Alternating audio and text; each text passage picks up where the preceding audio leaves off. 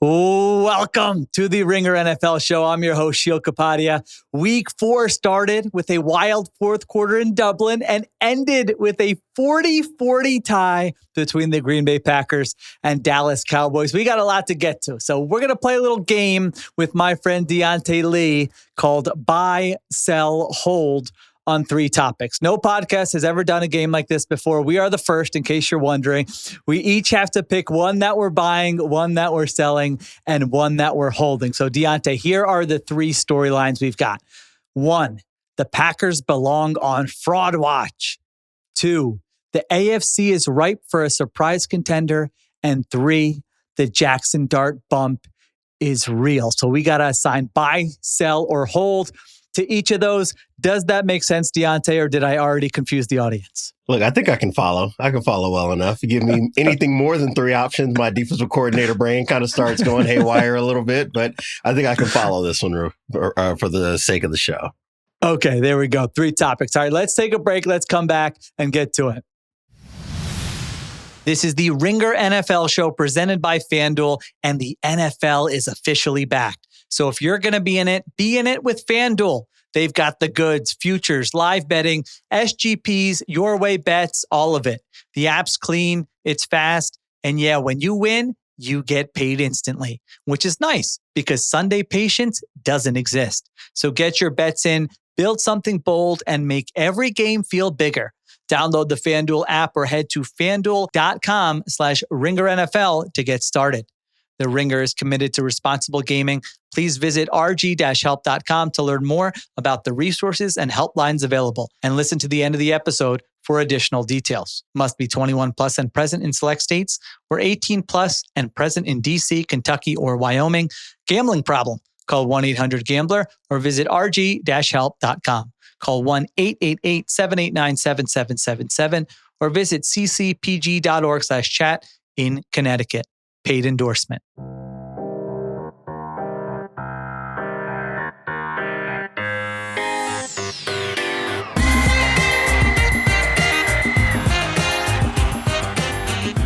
All right, we're back. So here we go. 3 storylines. One more time. Buy, sell, or hold. You can play along at home, in your car, on your walk, whatever you're doing.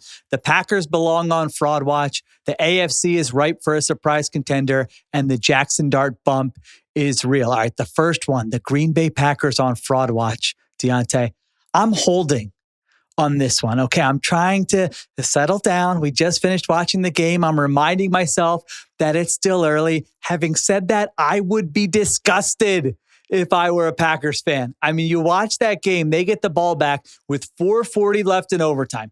At that point, Matt LaFleur, Jordan Love, you know you need a touchdown to win the game, right? Do you recognize that? Because that's what your mindset should be. You have timeouts, and yet you completely botch the clock. I mean, there is no scenario where you should be rushing to get a potential game-winning playoff. Like the biggest play of the game, you're rushing to get that playoff there. It was just, I mean, taking their sweet old time. Jordan Love's pass hangs in the air, and the clock stops at 1 second. If it doesn't stop at 1 second, it is an all-time loss that, like, we're telling 1,000%. Our kids and grandkids about. So that's one. And then the defensive performance, Diante. I mean, I thought this defense was beyond this type of performance. You know, they played well last year. They've been pretty good this year. This was the worst single game defensive performance of the season based on EPA per drive. And so you got all this coming off of last week's loss to the Browns. And don't talk to me about injuries, because go look at who the Cowboys were playing offensively in this game. So again, it's still September. I think they're going to be a good team, but I think they've got a lot of work to do. Diante, are you buy, sell, or hold that the Packers belong on fraud watch? Well, the nice thing about the way we've gamified this is that we can come to some kind of agreement if you tie it up right with your hold. And I'm going to hold as well, right? Like, okay. I will say I'm holding, but this game is a great example for why some people hear us talk about the Packers and the kind of contenders they can be, and they shrug us off, you know, and they wave us off, and there's no way. And it's because this team just has these immature looking moments, right? You think about the end of this game, that smacks of a team that just is not prepared to execute the way that they need to execute to be able to close out a game. The clock management, past that, throwing the ball behind the line of scrimmage as often as they did at the end of the fourth quarter and in overtime. I'm like, I get it. You love a bubble screen. You love a swing screen. I love them too when they're open. Maybe not when the clock is rolling and we're low on timeouts and a touchdown wins the football game. There were so many times where I was sitting here looking and I'm staring at Green Bay's sideline like, hey, anytime you guys realize that you're down 3 and not 2 and we start acting accordingly, that would be great. And we didn't see that. But ultimately, I'm not out. I'm not selling because I do think that this is about as big an aberration in terms of defensive performance as Green Bay will have all season. I think that truly a lot of this is a Dak Prescott masterclass in getting the ball out before he can get hit, at knowing where his offensive line is weak and making sure that he is always prepared and setting protections and working in the pocket to mitigate some of the weaknesses that his offensive line may have had in pass protection this week. And he did that without it coming at the expense of him pushing the ball downfield. That is one of the hardest things for us to witness in quarterback play, is knowing that you don't have a ton of time, knowing that you're going to have to extend if you want to push the ball downfield, and not having that affect the way that you approach your dropbacks on a down-to-down basis. So I think I give more credit on the way that this game played out to Dallas's offense. I think that they'll get back on defense for Green Bay, and then offensively for the Packers. I think that this is kind of perfect case scenario. I do think if there's a big picture takeaway, it's you see the importance of the run game for this offense, because they absolutely need it to keep their quarterback from having to be a 40, 45, 50 drop back guy. I just don't know, based on his play style, if you really want him playing that kind of way. Matt LaFleur agrees with you based on, everything we see. Even as good as their offense was, there are times in these games where I'm like, does Matt LaFleur trust Jordan Love? I mean, you mentioned it with, I think his average depth of target at one point was like 4 something. Last week it was 1.6. They're at the end of regulation. And I'm like, guys, you might want to get closer than like 52 yards for this, and they're handing the football off there. So yeah, I agree with you there. I think the run game is important. I think they think the run game is important there for the Green Bay Packers. So yeah, we'll see where did you have now I had the thought a couple of weeks ago, and I can't get it out of my head. And I know Micah Parsons didn't have much of an impact on this game, but that Cowboys team with Micah Parsons on the other side, I mean, where are they? And with the way Dak Prescott's playing, and, if they were to get healthy in November or something, who knows what that offense is going to look like? I can't help but, that thought will not exit my head when I watch the Cowboys offense play well. How could it? How could it when you're watching Dak Prescott spin up this masterpiece of a game? How could you not think, if they had a closer as a pass rusher, just a star pass rusher, a guy who can help facilitate turnovers because of his presence with getting after the quarterback or creating plays in the backfield to send an offense behind the sticks, especially knowing the way that they want to play defense with Matt Eberflus. They don't want to blitz as often as they've had to this year. They'd like to play more zone coverage. You are going to have to rely on a four-man rush. If they had a guy like Parsons, this would be the perfect candidate of, are they a great team? Probably not. Do they have exactly the recipe that you need to upset a great team? Yes. Because when CeeDee Lamb is healthy, and now what we've seen out of George Pickens, you can reliably look at this offense, and I would say Javonte Williams in this run game as well, and say this team is a hot 2-week stretch from you looking up and seeing them in the NFC Championship game, even though they've been the underdogs in each of the games that they've played in the playoffs. In the way that they're set up now, this feels very much like Cincinnati at it in 2021, where you might need an all-time turnover luck type of season for you to drag this team into the playoffs. And it's a shame, because we probably are going to look up in December and say, hey, man, do you see all these yards that Dak is throwing for? You see their success rate, and they're 7-7, and it just doesn't matter. They're probably going to be on the outside looking in. And you hate it for them, but this is the bet that they've made in making that trade with Micah Parsons. That's right. They've had a top 5 offense, and, you add that to complement it. Who knows what it looks like? But anyway, all right, we're both hold on the Packers on Fraud Watch, so we're not letting them off the hook, but we're not buying, we're selling. Next one, the AFC is ripe for a surprise contender. I'm selling this one, Diante. And the thought is, Ravens are now 1-3. Chiefs win, but they're 2-2. Bills obviously look good. They're undefeated, although that Saints game was a little bit closer for a while than most people thought. But might we get a surprise team? Steelers start the day with the win. They're 3-1. The Colts are 3-1. They had a chance to beat the Rams in that football game. The Jaguars, I suspect, are going to get some pop this week. They're 3-1 after their win over the Niners. The Chargers lose today, but they're 3-1. So I think if you're a fan of those teams, you should enjoy it. But I'm selling because I still think it's Bills, Chiefs, and Ravens, and I think I probably am a little bit higher on the Chiefs after this one-off than you are. I want to hear what you have to say, but I thought that was a very encouraging performance from their offense against the Ravens. And I know the Ravens had all kinds of injuries, but we just haven't seen the Chiefs offense look like that. I mean, they had 8 possessions with Patrick Mahomes in the game and they didn't punt. They scored 7 times and missed a field goal. They looked more explosive with Xavier Worthy. This was a game where it feels like we haven't had one of these in a while where I'm like, okay, Andy Reid, I remember, the things you are capable. You can still do this. You can still do this. Yes, it was a reminder. Patrick Mahomes, you can still feather that ball, in the middle of the field over an underneath defender to Travis Kelce. So all those things, I add them up, and they're all the way up to 6th in EPA per drive offensively on the season. So it's not just a one-off thing. And other than the Bills right now, I don't think there's a team I feel better about than the Chiefs. So I still think it's Chiefs, Bills, and Ravens. Do you buy or sell the idea of an AFC surprise contender?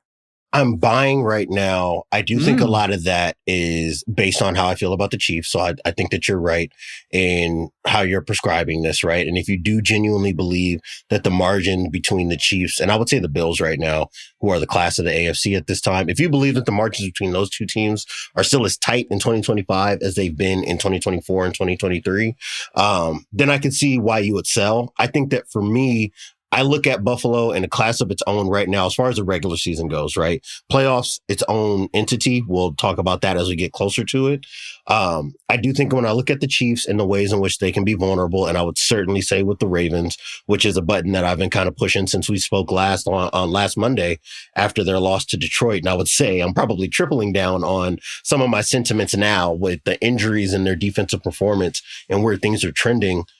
And I think that a lot of this comes down to you trusting brands that have not given you a lot of reason to believe over the last few years, right? Because we're talking about that.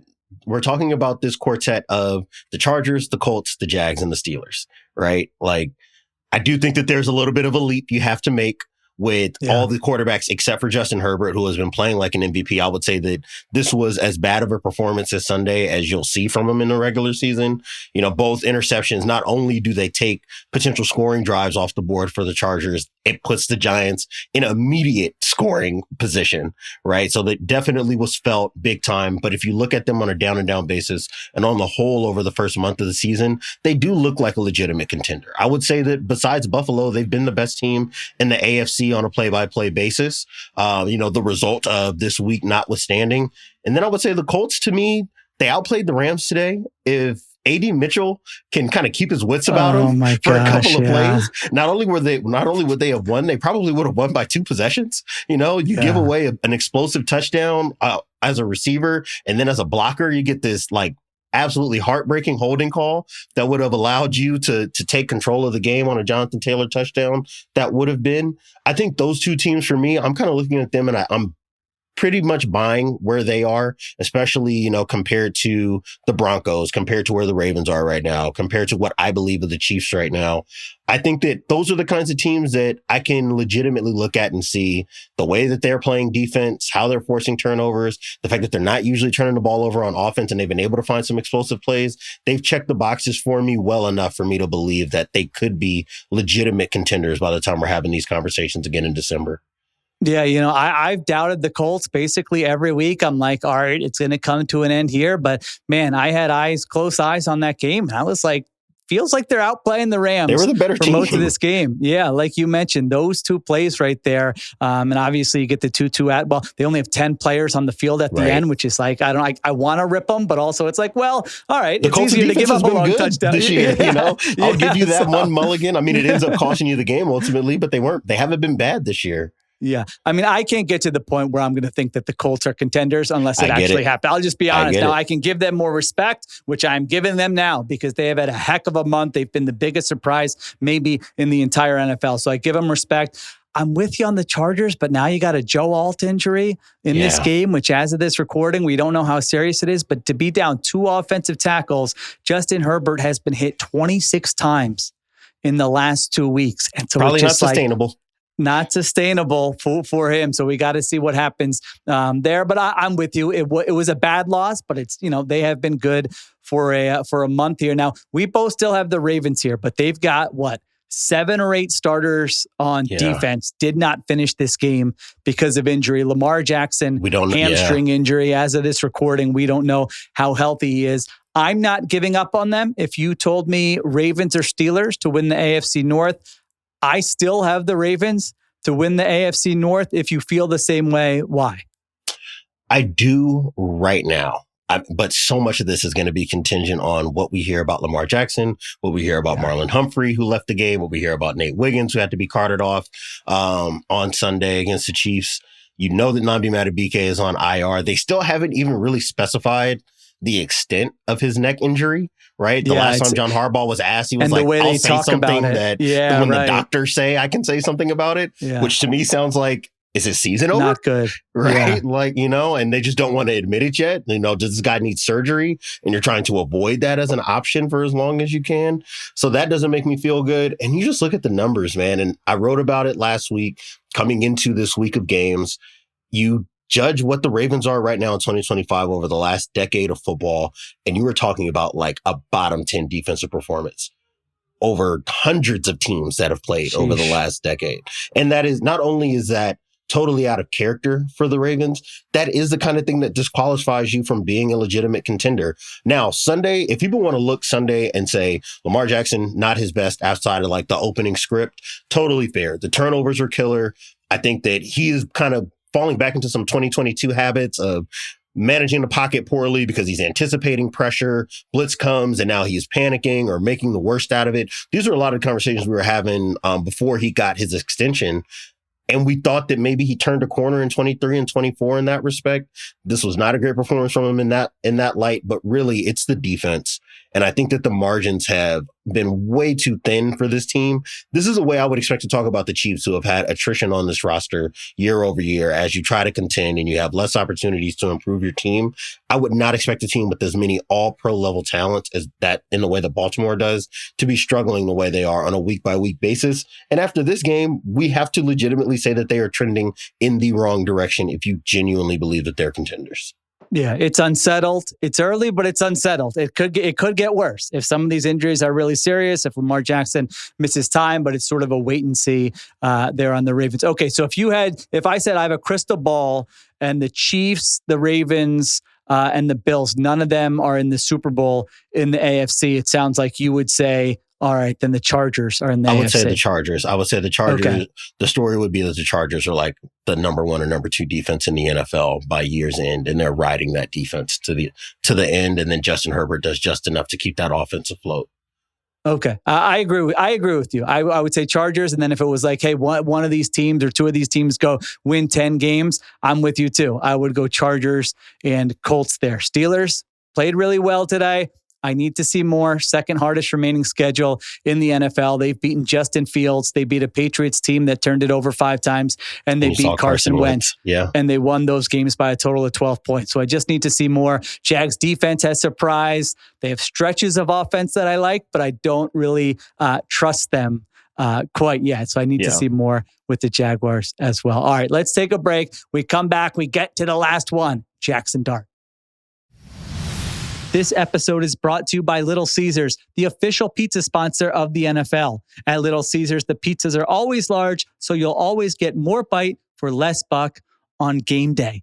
I'm not high maintenance. I'm a simple guy. Just give me a plain cheese, like they said, large. Eat it all day, eat it for lunch, come back, have a little slice later in the afternoon for dinner. I mean, what's better than that? And right now you can get 15% off orders over $15 on NFL game days with code GAMEDAY. Order now at littlecaesars.com or in the Little Caesars app. Offer ends February 8th, 2026. Offer good at participating Little Caesars stores, on app and online orders, excluding third-party online sites, with an online purchase of $15 or more. Only available on NFL game days. Enter promo code at checkout to get 15% off your online order. Max discount $5. Limit one person per day. Cannot be combined with any other offers, plus tax where applicable. Prices may vary. Delivery available from participating locations with online orders only. Copyright 2025 LCE Incorporated. All right, we're back on the Ringer NFL show. Last one, the Jaxson Dart bump is real, and I can't believe I'm saying this, Diante, but we did some rearranging after that wild Packers-Cowboys game to let people behind the curtain. And now I ended up with, out of these three, I'm buying that one. Now, please, do not even think about putting in the newspaper that Sheil Kapadia is adding to the Jaxson Dart hype. That's not what, there's going to be enough of that. I can already see it coming. Here's what specifically I am buying, Diante, and see if you let me off the hook here or not. Brian Daboll took a big step forward towards shaping the narrative. And I think that's what a lot of this is about. Can he buy himself some time beyond this year? This isn't just about wins and losses. This is about job security. And I can already see the narrative shaping in New York. I mean, Daboll's reaction with Dart after the game, then just passionately, holding each other and just yelling into each other's faces. Like, that's the type of stuff the media, maybe the fan base, maybe ownership is going to eat up. And all right, there were some exciting moments for Jaxson Dart. At the end of the day, he threw for 111 yards and he took 5 sacks. Now, numbers are not supposed to be amazing, your first start as a rookie in the NFL. I'm just saying the reaction and the hype are going to outweigh the actual performance. And I think for Brian Daboll, it's about like, all right, can you just tie yourself to this guy and be like, hey, I need to be the one to develop him. The fan base is excited about him. You got to give me another year. It'd be crazy to send me on my way. So in terms of that, I am buying the Jaxson Dart bump. What's the one you have left? Sell. I'm selling. Come on, man. I'm selling. And, just to let, to break the fourth wall and let people behind the curtain, as you would say, like, this is why it's important when you're gamifying something that you claim your strongest take as early as possible. Because the moment I knew that this was going to be the structure and that Jaxson Dart was coming up, I immediately slammed the sell button to make sure I wasn't trapped in Sheil's position right now. No, listen, I could have sold too, to be honest. We could have had the same thing. That's true. Yeah, okay. Go ahead. All right. So why are you selling? Why are you not buying the hype that we're going to hear this week about Jaxson Dart? It's a game flow thing. It's totally a game flow thing. I mean, you can go and just watch the clips and do like your speed run through the game, and you're going to say, whoa, the last time the Giants had the ball, they were on the -40. And the next time they had the ball, they're on the 2-yard line about to punch it in. What happened? And a lot of this is Justin Herbert turnovers, long returns, just the poor play from the Chargers offense. I think that was definitely not maybe a bigger influence on the outcome of this game than anything. And I would say that if you're looking for the best flashes, same way we were talking about him in the preseason, a lot of this is coming off the opening script, right? He operated the offense pretty well in the first quarter. Great drive. I liked what we saw on that drive. I liked the way that Brian Daboll called the offense on that drive. He gave him a lot of easy options. When he saw one-on-one coverage, it wasn't complete, but he took his chance outside the numbers. I thought that kind of bodes well for him being decisive. And I would say that certainly his biggest asset on Sunday was the use of his legs, being a decisive scrambler, because otherwise the stuff in the pocket, probably not the greatest. He had a couple snaps where he's jumping around. Do I want to climb the pocket? Do I want to exit? Okay, and now the rush is closing in. I thought that when he put his foot in the ground and escaped, that looked better. I would say really the reason why I'm selling, and this is not, I don't want to derail the conversation about comparing him to another guy. A lot of this has to do with how I felt about Bo Nix last season. And to me, however you felt about Bo Nix early in the season, when the Broncos were, kind of up and down, and sometimes they looked good and sometimes the offense looked awful. However you felt about him at the beginning of 2024, you should probably feel about Jaxson Dart's game on Sunday. Opening drive, great. Rest of the first quarter, pretty good. I thought you saw some flashes. I thought that he didn't do much to put the ball in harm's way. Not as much as you might expect for a guy being dropped into a starting role as the season is going. But I'm not sold on this. Like, I'm not buying any of this. I do think the biggest thing is exactly what you detailed, which is that Brian Daboll now has a little bit of juice in this organization. Hey, we brought in the guy. We won a game. Everybody gets to feel good for a week. And if you feel good for a week, you know what you're not asking me about? If I'm worried about the owner coming to knock on my door. That's the biggest thing in the world right now. Yeah. So I think that from that perspective is a success, but I would not project out any further success or any breakout for Jaxson Dart past that, at least not based on the tape. If Dart runs the way he did in this game, he's not going to last a month. Diante, I don't remember a quarterback getting rocked like this in a game where he's just like initiating the contact and like trying to stiff arm linebackers who like have him in their grasp. I'm like, oh my gosh, buddy, there's no chance this guy's going to last. Yeah, it's entertaining for me. It's good for team content, but for your health and for Brian Daboll's job security, you can't be doing that. So yeah, that definitely stood out. He can run, but when he runs, you can't be running as recklessly, should 1,000%. Yeah, as he was running in this game. So I'm skeptical the Giants are going to win a lot of games. They're favored at New Orleans next week. But again, I think Daboll's going to be like, hey, there's flashes here. There's moments here, you know?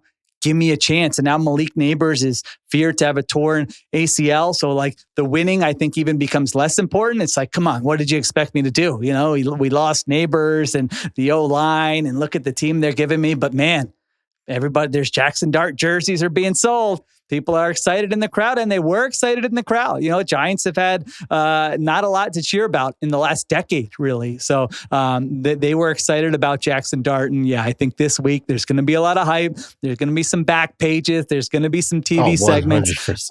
We'll see what it looks like next week. So again, hopefully that clarifies what exactly I'm selling here. All right, there you go.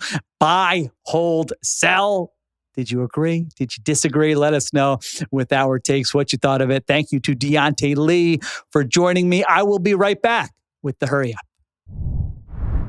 All right, the Hurry Up is our closing segment where I give you a take on news in the NFL. And I'm just telling you right now, anytime one coach yells at another coach after a game, it is making the hurry up. So in case you missed it, Jaguars coach Liam Coen saw 49ers defensive coordinator Robert Saleh on the field after Jacksonville's win over the 49ers, and he yelled at Saleh, "Keep my name out of your mouth." What's this about? This goes back to last week when Saleh said the Jaguars had an advanced signal stealing system. Now, he meant it as a compliment. I remember watching the clip. He was not saying they're doing anything illegal. Kyle Shanahan even clarified later in the week saying, no, he has a good system. That's what we were saying. We never said he was doing anything wrong. We were saying that he does a good job with it. And to be fair, they actually did say that.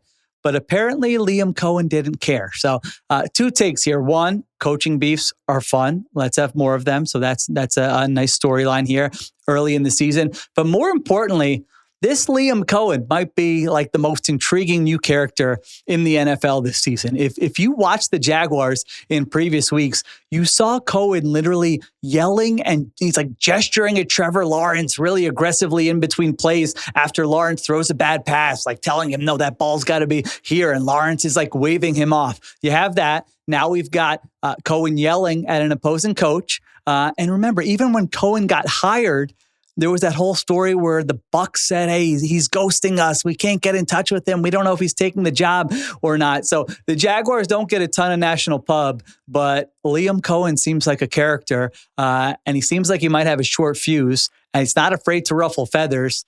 And this is with his team being 3-1. I mean, imagine if they go on like a 3-game losing streak, what this is going to be like. So I'm loving it. Liam Coen, I am watching you. I appreciate you for being good for team content, and we will continue to monitor your behavior and some of your antics as the season goes on. All right. Plenty more to come this week. Thanks to everyone for listening. Thank you to Christopher Sutton for producing, and Kiera Givens on social. Additional production supervision by Conor Nevins and Arjuna Ramgopowell. We'll be back tomorrow on the Ringer NFL Show.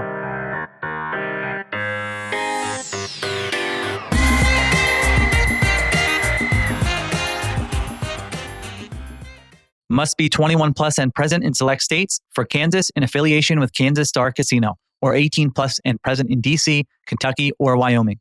Gambling problem? Call 1-800-GAMBLER or visit rg-help.com. Call 1-888-789-7777 or visit ccpg.org/chat in Connecticut, or visit mdgamblinghelp.org in Maryland. Hope is here. Visit gamblinghelplinema.org or call 800-327-5050 for 24/7 support in Massachusetts, or call 1-877-8-HOPE-NY or text HOPE-NY in New York.